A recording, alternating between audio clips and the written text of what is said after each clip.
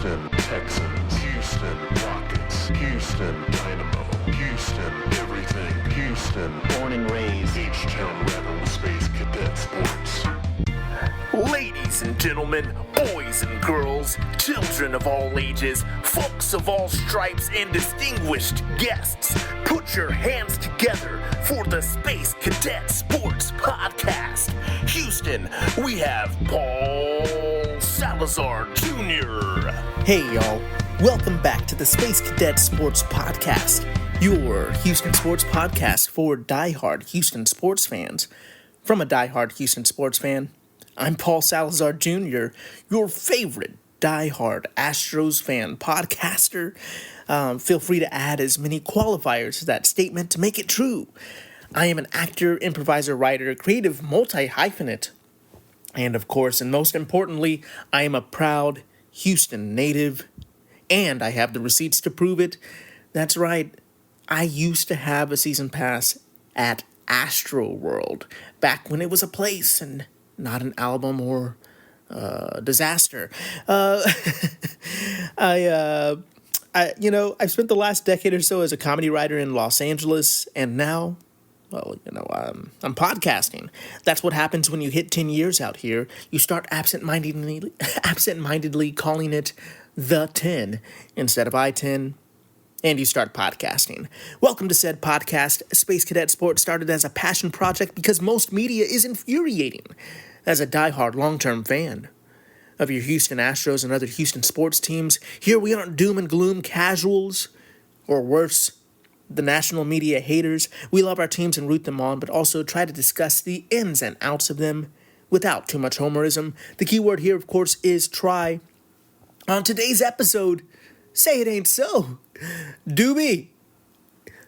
Mauricio Dubón has been traded away to the Atlanta Braves. We'll get to that. That's the C block. We also are talking about your Houston Rockets beating the Cleveland Cavaliers. And of course, today's episode is Paul's Picks, where we look at the NFL week, and we pick the winners. And this is where I'd like to remind you this is a comedy show. I'd like to welcome returning listeners and welcome new listeners to what my brothers call the Paul Broad Pod Ball Blog. Hey, brothers. Shout out to Arrested Development fans. Shout out to my brothers. And shout out to the subscribers on the Substack. Check out spacecadetsports.substack.com for the full blog experience. Or the full blog experience, depending on your interpretation of my mumbles here. We're recording this transmission here in sunny, well, actually not, in gloomy LA, where I'm joined by my co-host and producer, the Ross to my Frasier. Carla, the dog, is here with me today, as always, I should say. But listeners of the podcast know that she may get on mic from time to time. She's got the hot takes on this podcast, where I've got the cool, reasonable takes. Maybe reasonable, at least cool takes. And I don't mean that as in, like, cool, bro. I mean like sour cream. I try to take the long view, in a world of ridiculous sports podcasters, emotional reactions, hot takes, and, let's be honest, dudes yelling their opinions as if they're fact. I at least try to be honest with you off the top that I'm ridiculous. I try to remember that we've elected to be fans, and there are bigger dragons in this world to fight. I took an oath to the sports constitution. So why torture ourselves by letting these sports bros rile up our emotions? We try our best to be reasonable here. Up to an extent. I'll disagree with many of y'all. I'll disagree with many people. I'm still a trash-talking clown, and I still get in my emotions just like anybody else. I'm not going to try to act like I'm better than anybody. I just, try to take a little bit of a step back sometimes, be reasonable, and if anything else, I try to admit off the top, hey, I'm no expert. I'm an entertainer, just like everybody else you listen to on podcasts. I'm a diehard fan. I'm a clown. Be warned. Let's get to it, folks. Good day, mates, to all of my listeners. We are here for Paul's Picks. It's hard not to talk about Dubi just right off the bat. I am in my emotions, that's for sure. The group text, my Houston group text, completely started to blow up last night, immediately when the news hit. But we'll get to that. We have Paul's Picks to get to. Now, folks, sports gambling has been big in the news recently. I don't know if you've heard. Most people who listen to this podcast, I feel like this is a supplementary podcast to the other sports media they consume. So I'm sure you've heard of this. But, I'd like to remind you, I hate doing a disclaimer on a comedy show, but that's just the world we're in. Please don't gamble all of your money away. Don't be one of those fools yelling at Jimmy Butler on the street because you lost your parlay. Look, folks, gambling has severe ramifications. I used to be a bartender. Drinking alcohol has severe ramifications. There are reasons why we limit this kind of a thing. So while I, put my toe into talking about spreads and over-unders and picking winners, I just would like to remind people, don't spend all of your money away on something as fleeting as gambling. Don't chase that dragon of winning your sports bets. Look, you can have some fun. I personally, I have the only sports betting I do now is my fantasy football league, and I do a pick'ems league with my theater friends, and it's a great way to keep in touch with them.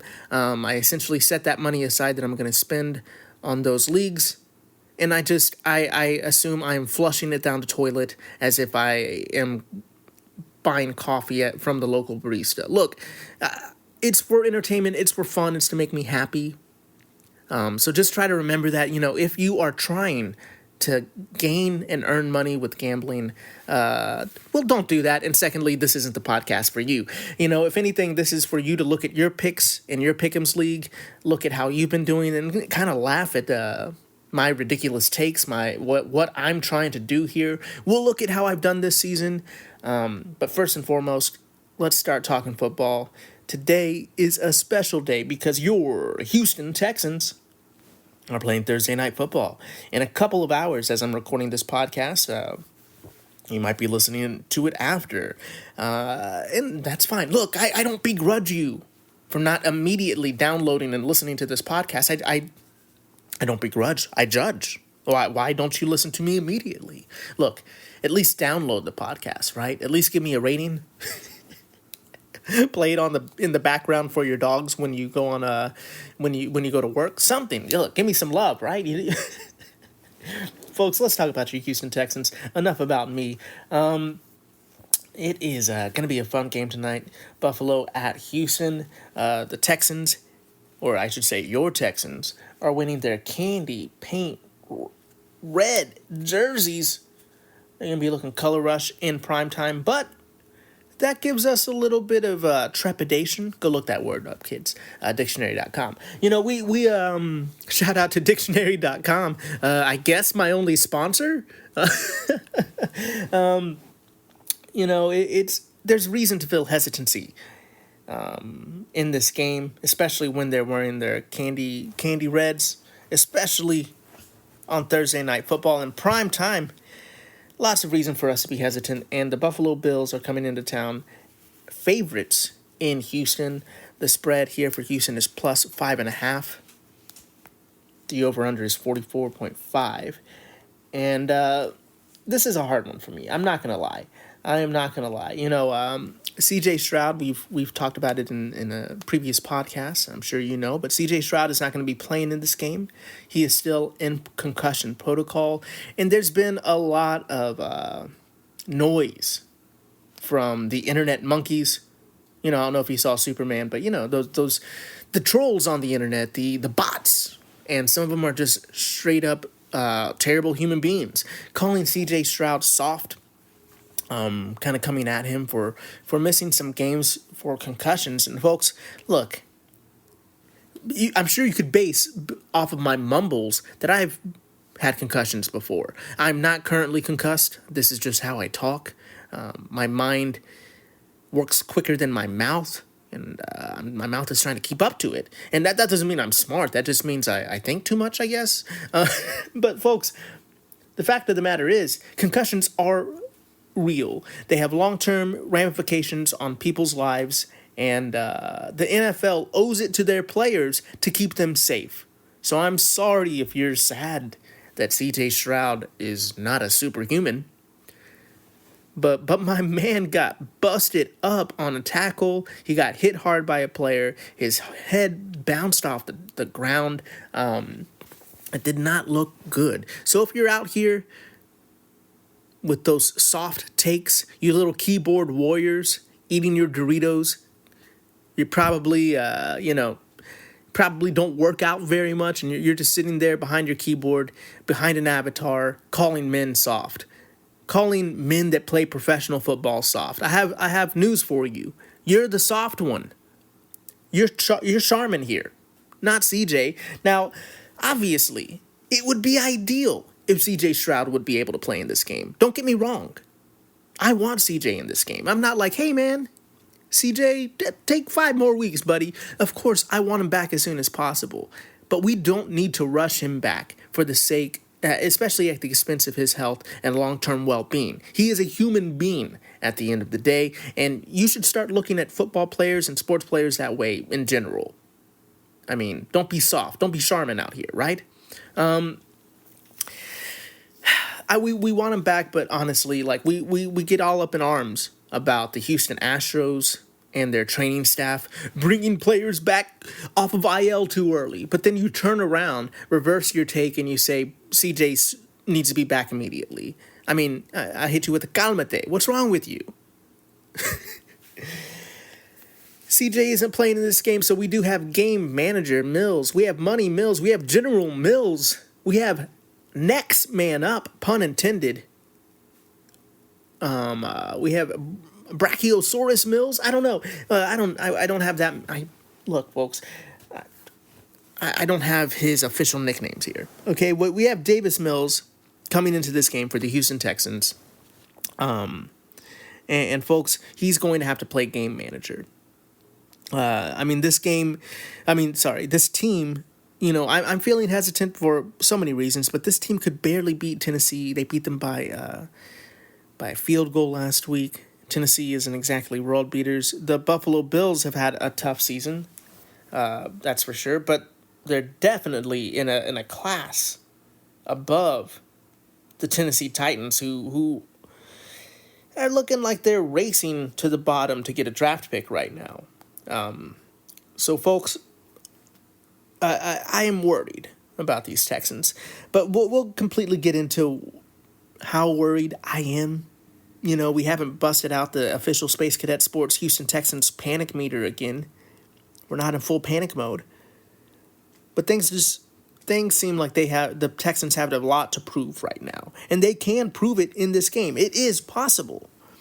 The big news that dropped today for the Houston Texans was that running back Dameon Pierce was waived. Waived, not traded, to the chagrin of many Houston Texans fans. And I get it. I'm feeling the same way. I'm with y'all.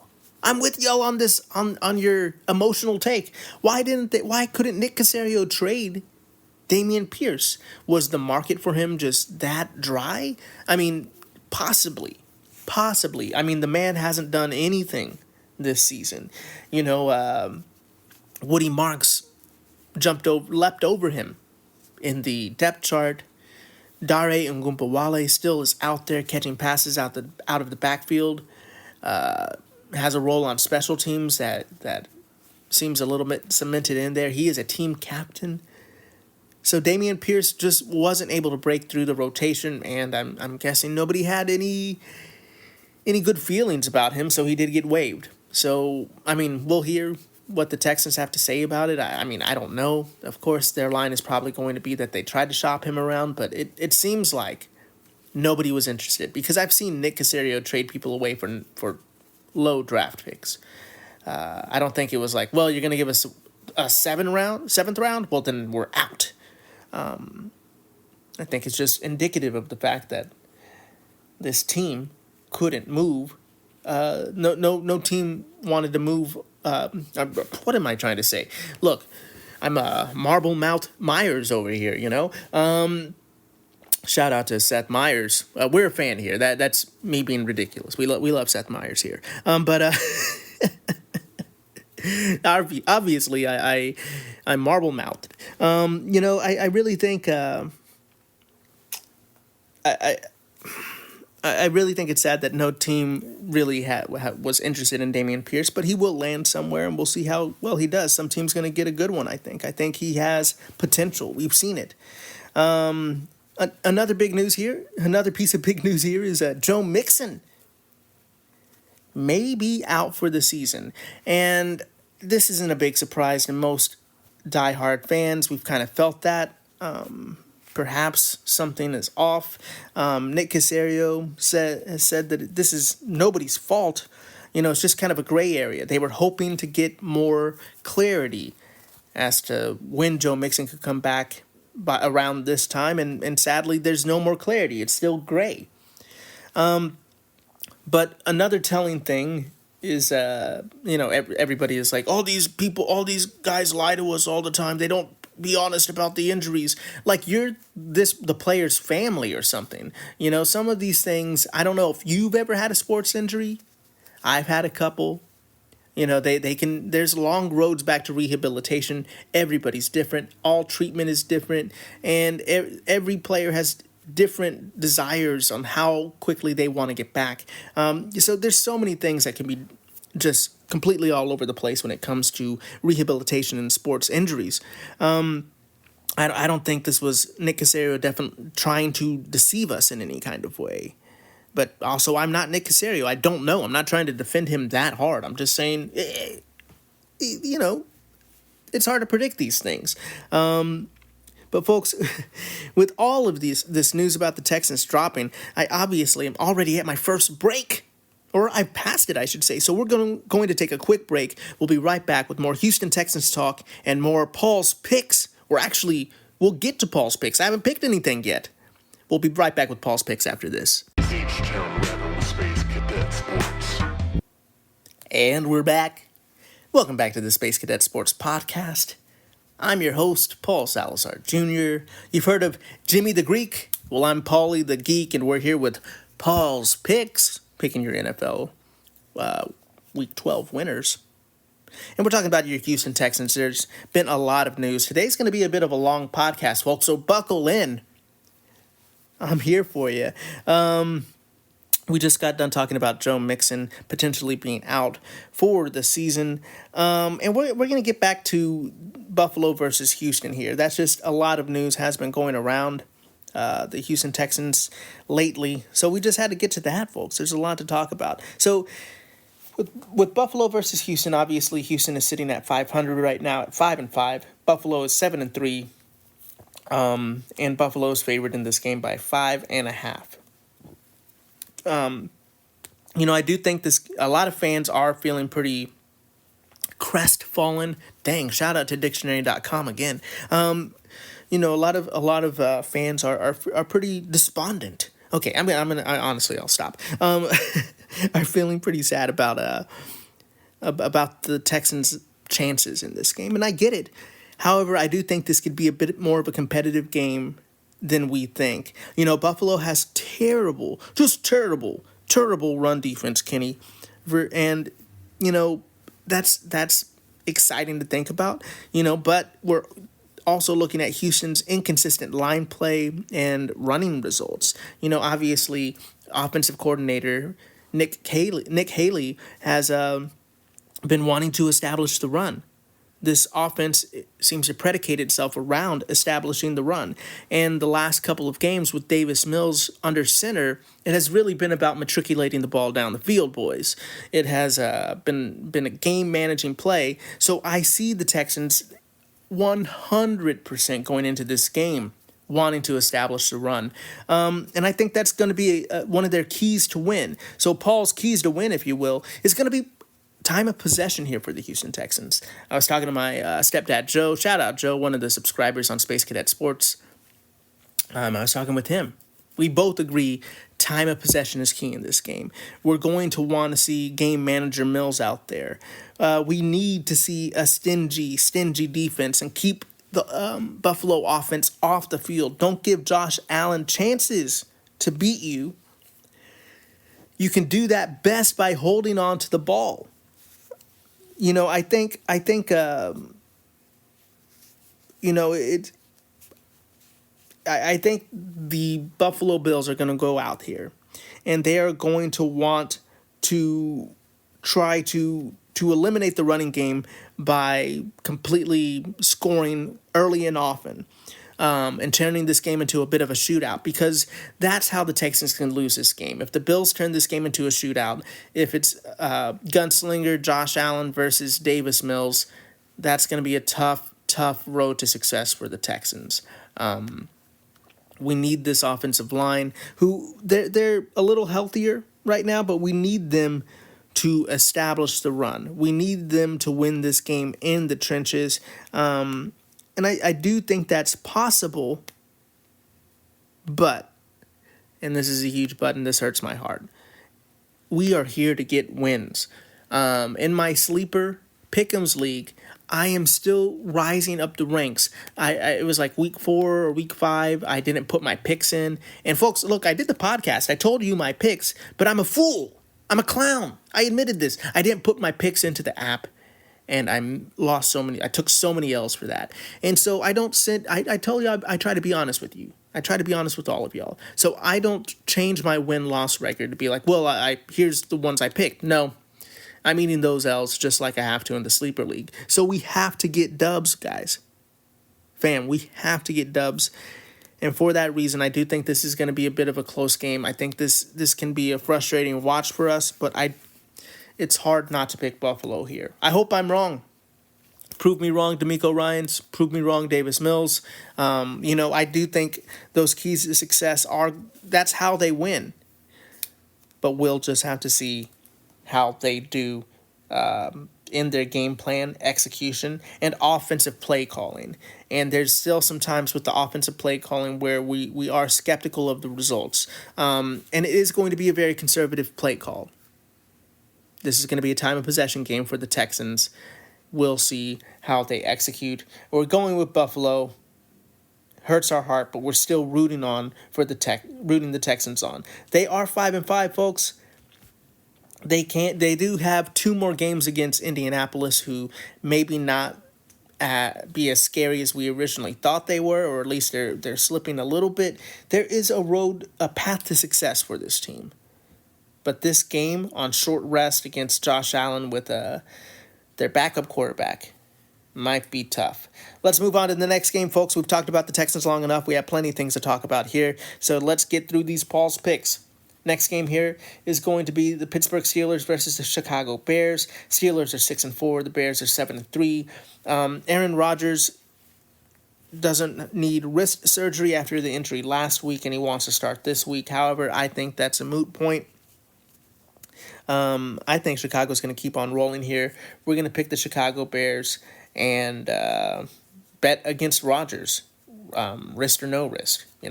Moving on to the next game, we have the New England Patriots versus the Cincinnati Bengals. Dang it, folks! The Patriots are 9-2. The Bengals 3-7. I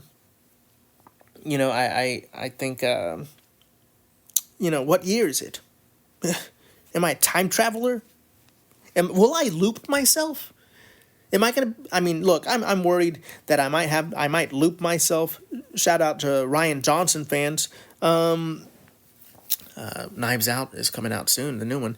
Folks, I think you just have to pick New England here. I don't know what's going on with Cincy. Joe Flacco is hoping he can remain a starter next season. They're already talking about next year. This team is chopped, as the kids say. Look, I know I'm chopped. I know I'm unk. And because I am chopped and I am unk, I know that the Bengals are chopped. Shout out to any kids listening to this. And if you're old, I'm sorry that you do not know what I'm talking about. 6'7". Moving on. Don't win. If your kid's saying 6'7", don't stress out. It's like when you used to shout, Mike Jones. Just calmate, okay?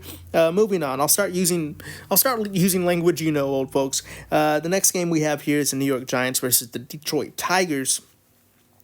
Goodness gracious.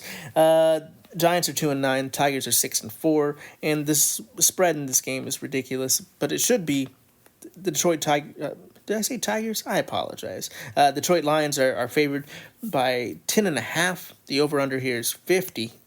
Going to be a big scoring game, folks. And yeah, they're right. You pick Detroit. You don't think about this too much, and you move on. At least that's what I'm doing. Moving on to the next game, we have Minnesota versus Green Bay. Not quite as a disrespectful line as the last one. Green Bay's favored by 6.5 here. The over/under is 41.5. I both of these teams are desperate for some wins right now, trying to rise above mediocrity, at least in their in their win-loss columns. But give me Green Bay at home. The Viking season may be slipping away. I just don't see it for the Vikings in this game. At one point, we liked the Vikings on this podcast. Now we're pretty skeptical of them. Moving on to the next game, we have Seattle at Tennessee. If we thought the Detroit line was disrespectful, yeah, here we go. Then Tennessee is home dogs plus 13 in this game with a 40.5 over/under. Wow. But yeah, I agree with that line. Tennessee marches to the top of the NFL draft and kind of nowhere else, especially if they just couldn't. They had a game that they possibly could win against the Texans. They fumbled that. And honestly, I don't know if that organization wants to win right now with that record. So we're picking Seattle and not overthinking it. The next game is another AFC South opponent. We have the Indianapolis Colts versus the Kansas City Chiefs. The Colts are 8-2. And the Chiefs are 5-5. I didn't mistake that, folks. If you haven't been paying attention this season, those are their records. It isn't flipped. The Kansas City Chiefs here are favored by 3.5, and the over/under is 50.5. Please get back to winning, Kansas City. I mean, I can't. But what's happening? What am I saying? Who am I? Please get back to winning, Kansas City. Oh my gosh! But we need the Colts to lose so that the Texans have some better chances here. But, I mean, I do know that it's a long road to potentially win the AFC South, but it is a potential if the Texans can win and the Colts start losing. The Chiefs really need this game. They are at home. I am picking the Chiefs here. And I'm not being petty. It's not just because it's what I want. I picked the Colts multiple times. You can go back and look at the receipts. But I do think Kansas City's desperation here will get them a win. They know how to win, and their backs are against the wall. I think they're going to fight hard. Look, they haven't been the Kansas City Chiefs that we've known and hated. They're losing a lot of close games. But I do think that's just how it goes sometimes. Look at the Houston Astros last season. Sometimes, you lose a little shine on what you've been doing for a while, and you need to kind of regroup. I think the Kansas City Chiefs can regroup here against the Colts, or at least I hope so. Real quick, I saw this meme saying that, the Colts are the biggest rivals for the Texans. What do y'all think? I mean, I know I don't like the Cowboys, but I know we don't get to play them that frequently. Who do you think the Texans' biggest rival is? Is it the Colts? I don't know. Folks, we're going to take another quick break so I can drink some water. Not be a marble-mouthed Myers here. And we'll get back with more picks on the other side of this. H-Town Rebel Space Cadet Sports. And we're back. Welcome back, folks. It's Paulie the Geek here. We're picking more picks, folks. We got the New York Jets at the Baltimore Ravens. If you thought those other lines were disrespectful, hold my beer. The line here is favoring Baltimore by 13.5. The over/under is 44.5. The Jets, I think a lot of Jets fans are kind of just happy they've already won 2 with the way this season's gone. We're going to pick Baltimore and not overthink this one and move on to the next game. We got Cleveland at the Las Vegas Raiders. Both of these teams are 2-8.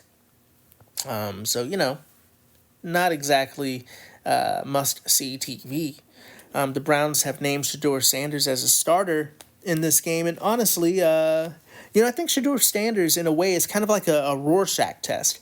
And, I'm irreverent. I say things pretty flippantly and casually and make a lot of jokes. But I do think, how you feel about Sanders sometimes, some of the takes you have on him, says more about you than it does about him. I don't know what will become of this young man. I do know that, a lot of people are critical of what he can do in the league. I don't know if this is his game, though. I don't know if this is his moment. And I don't just want to pile on, but he'll have to prove it. And shout out to Raider Nation. I do think that this is your game. We're going to pick the Raiders here. I think it'll be a tougher one and a tougher watch. So we're just not going to overthink it, picking the Raiders and just letting the chips fall where they may. Moving on to the next game, we have Jacksonville at Arizona. Arizona is the home dogs here, +3. Marvin Harrison Jr. is out. Amari DeMarcado is out. I think in this game, you have to go with the Jaguars. The Jaguars are 6-4. The Cardinals are 3-7. And I wish I could be spicy. I wish I had a nice gut take for you here, but I have no trust in Arizona. I don't know what that organization is up to anymore, but it is not looking good this season. Moving on to the next game, we have Philadelphia at Dallas. The Eagles are 8-2. The Cowboys are 4-5-1. No, that's not an area code. That's their record. The Philadelphia Eagles here are favored by 3. Cowboys are the home dogs. 47.5 is the over/under. And folks, big news here. CeeDee Lamb and George Pickens were benched after missing curfew.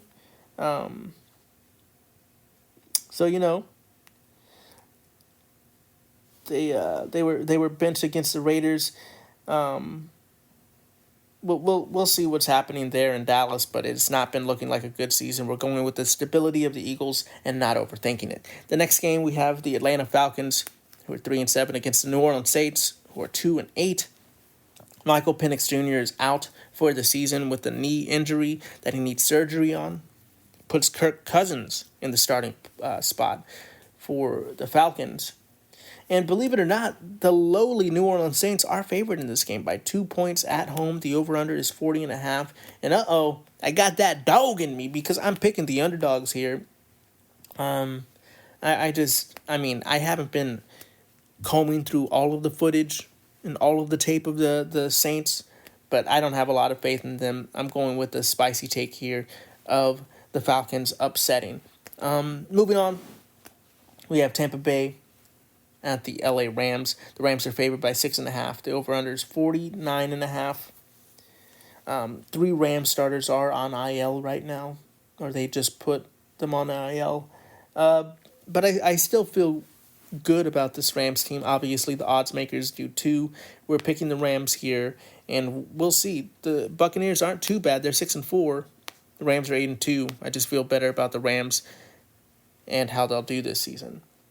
Moving on to the next game, Carolina Panthers at San Francisco 49ers for Monday Night Football. Carolina Panthers are 6-5. The 49ers are 7-4. 49ers are favored by 7 points here. And the over-under is 49.5. And, it may be a better game to watch than we suspect, or it seems on paper, but exciting teams doesn't always mean winning teams. We're going with the San Francisco 49ers here and moving on. Actually, we're not moving on. That's it of Paul's picks, folks. Definitely let me know what you think.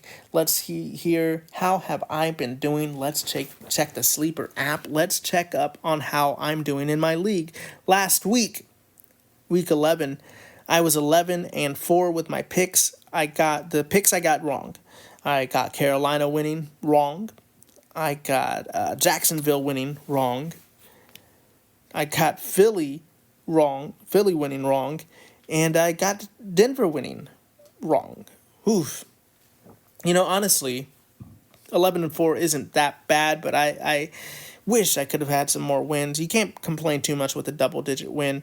Right now, in my league, I am sitting at 8th. I'm climbing up the ranks. I am 97-67. Let me know how you're doing, fam. In comparison to me, let me know how your record is this season in your Pick'ems league. And of course, shout out to my fiance, Sarah, my love, is second in the Pick'ems league right now. She is spanking me. She has 109 wins on this season. So are you the Sarah of the relationship, or are you the Paul of the relationship? I will let you know, Sarah's secret to success is that she listens to the podcast but doesn't take any of my advice. So just a little word of advice for you there. If you listen and you hear my ridiculousness and then you just make your own opinions, might be good for you.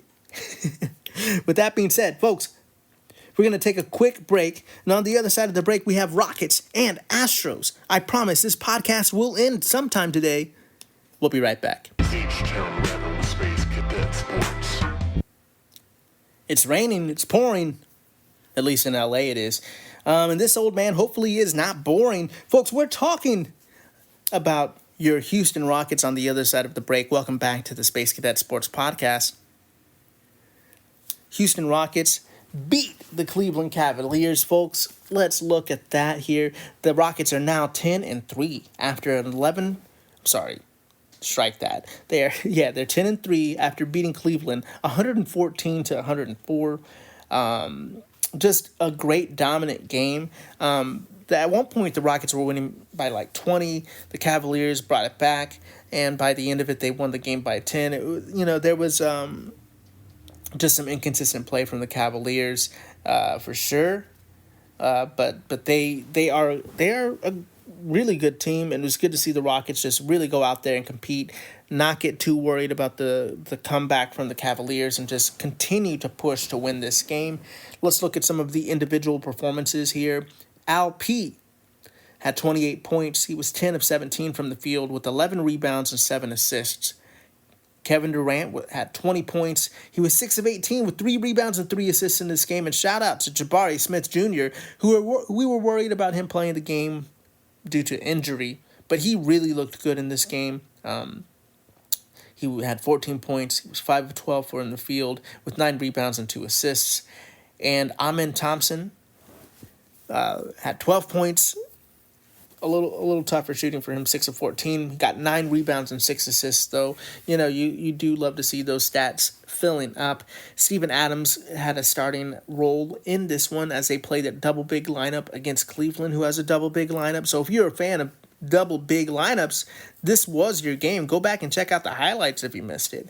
Also, Aaron Holiday had 18 points and 19 minutes off the bench in this game. And the tax man, I don't have a George Harrison impression, because I'm a tax man. I forget how that song goes. I apologize, Beatles fans, even though I'm sure the crossover of Beatles fans and podcast listeners might be slim.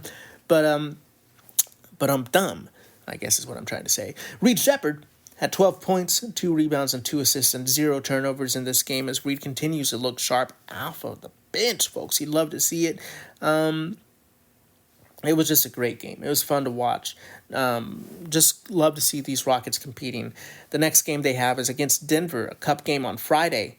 And on Monday, it's a reunion game as the Rockets take on Phoenix to see familiar faces. And you just love to see this Rockets team right now. They are firing on all cylinders on offense. They are scoring a lot. Durant seems to be scoring at will, and the defense is starting to get better. There's been a lot of criticisms of the defense taking steps back from last season, but there is no Dylan Brooks, there's no Jalen Green. We now have new rotation pieces, and they're starting to figure out there's communication out there. I like what I'm seeing, and I think this team will just continue to improve. And watching Kevin Durant and Alperen Şengün has been incredible. And a lot of Rockets fans are saying, what are you going to call this duo? What is the nickname for this duo? There's been lots of jokes, lots of stuff out there. I really haven't seen anything I've been too keen on. I mean, definitely let me know if you have an idea or if you've seen one you really like. I if I have to pitch one, I guess a nickname for the duo of Kevin Durant and Alperen Sengun. We'll go with maybe Slim Turkey. Look, folks, it's a holiday season. We got Thanksgiving around the corner. Maybe that's on my brain. Look, folks, I'll be honest with you. I'm an improviser, so a lot of these notes I have is just like, here's an idea, make up a joke about it on the spot. Slim Turkey isn't too bad. I was judging myself for it, but you come up with one better. You come up with a better name and let me know. Then you can rag on me for singing Madonna songs and calling them Slim Turkey. I don't know if that one's going to stick. That's what we'll call them until we have a better nickname for them, though, Slim Turkey. And, folks, we buried the lead. Astros time. It is with a heavy heart that I say Mauricio Dubón has been traded away from your Houston Astros. And honestly, yeah, I'm bummed. I'm sad. I think it's raining in LA because God is crying that we traded away Mauricio Dubón. And obviously, being one of the biggest Houston fans in the world, he located it over me.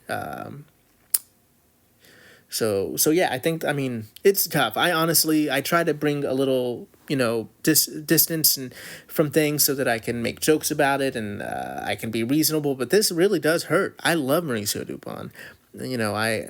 Before Cesar Salazar was on the team, I called him mi primo because he kind of just looks like one of my cousins. He kind of looks like the way me or my brothers kind of, mash all of our faces together, kind of looks like Mauricio Dubón when we were younger. So yeah, I'm in my feelings, I'm in my emotions, and it's okay. Look, I'm turning parental now that I'm going to be a father, so I'm just going to give you a Robin Williams hug. It's not your fault. It's okay to have emotions. It's okay to cry. If you're, no, it's totally okay to be upset about this. I am upset about it too. I'm over here playing Boys to Men all day. It's so hard to say goodbye to Dubi. Thank you. I will take any awards, any Webby awards, any awards I win for that karaoke rendition there. But it is very hard for me to say goodbye to Dubi. He's played 132 games a season for the last 3 years, and he's played everywhere on the diamond with the exception of the batteries. He hasn't played pitcher or catcher. At some point, in some of those blowout games last season, I was like, oh, come on. Just let Dubi pitch instead of Chaz. Or you know what? Let Dubi catch for Chaz. That would have been hilarious. Chaz McCormick pitching to Mauricio Dubón so he could play all the positions. But obviously that wasn't in the cards. The team really wanted to win games. Of course, you're not going to be too ridiculous and let your players do that all the time. So Mauricio Dubón sadly is playing now for the Atlanta Braves. He was traded away to Atlanta, and in return, the Houston Astros got Nick Allen, who is a shortstop. He's an elite fielding shortstop who beat out Orlando Arcia for a starting job in Atlanta and was a Gold Glove finalist for his work in 2025. Obviously, we're set at shortstop. We have a little guy. I say little, he's like 5 times as big as me. JP3, who plays shortstop for the Houston Astros, and that's not changing anytime soon. So Nick Allen is literally coming in here to be a utility infielder, taking the job that Mauricio Dubón had after winning his Gold Glove for his utility work yet again. It's hard for me to say bye to Dubi, and there's been a lot of times where Dubón has had some tougher moments. He puts the ball in play. He's not a high strikeout or high walk guy. He just puts the ball in play almost always, and that's great to see. But there's times, you're like, oh my gosh, take some pitches, just get the walk, Dubi. But that's just not in his makeup. And I love Dubón. I wasn't one of the bigger voices that was critical of him. For sure, I feel like there was a small minority of people that were critical of Dubón. I remember that season a couple seasons ago now. I think it was 2024. Maybe it was 2023. I apologize. Definitely have football on the brain right now. Didn't get to do my research on Dubi. But, when Jose Altuve injured his thumb in the World Baseball Classic and Dubon started for Altuve at second base, there was a time there I was like, my goodness, this guy's a great everyday player. I really like what he brings as an everyday player.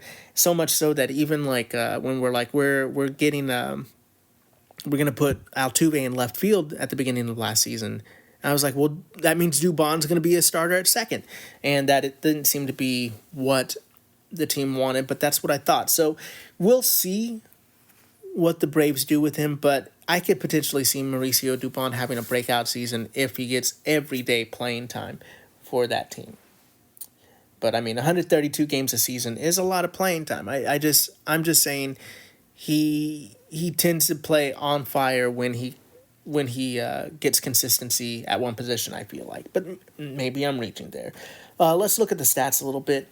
Nick Allen had a 221 batting average last season with a 251 slug, 535 OPS, 22 RBIs, and 8 stolen bases.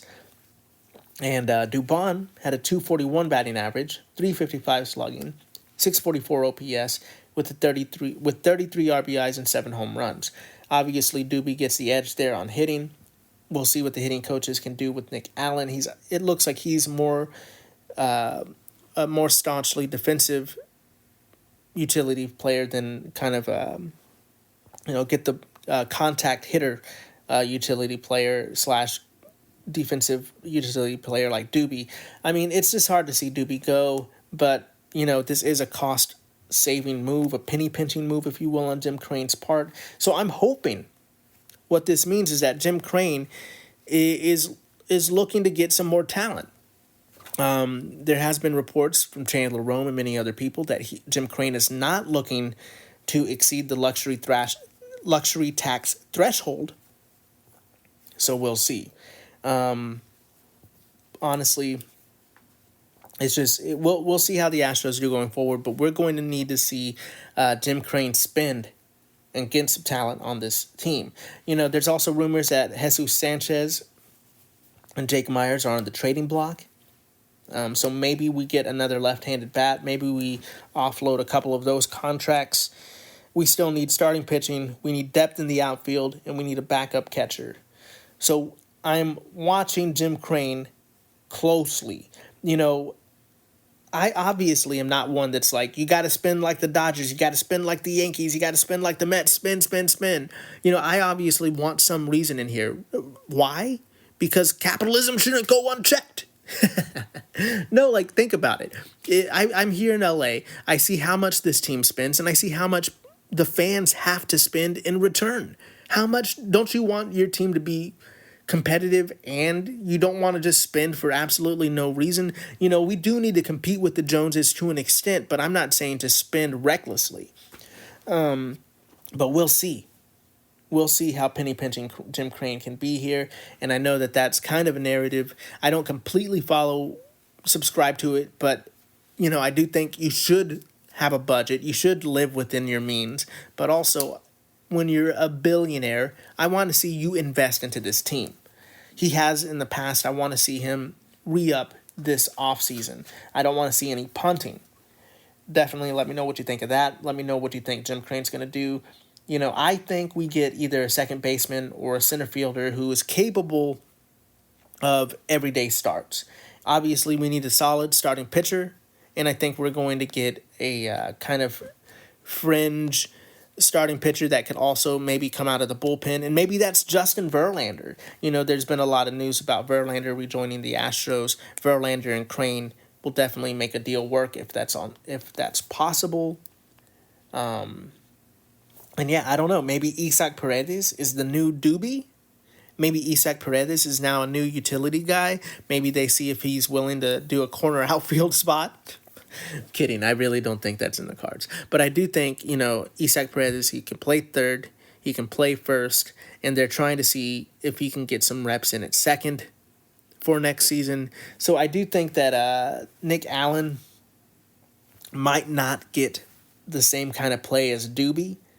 Maybe Paredes starts getting some of that, soaks up so much playing time that you don't have room for your utility player to get 132 games on the season. But I don't know. Definitely let me know what you think. Let me know what you think Jim Crane is up to. Let me know. I think a lefty bat. I think either a second baseman or center field lefty bat is what he's going for. Obviously, one starting pitcher that's pretty solid, and one that's kind of a bullpen potential mop-up guy.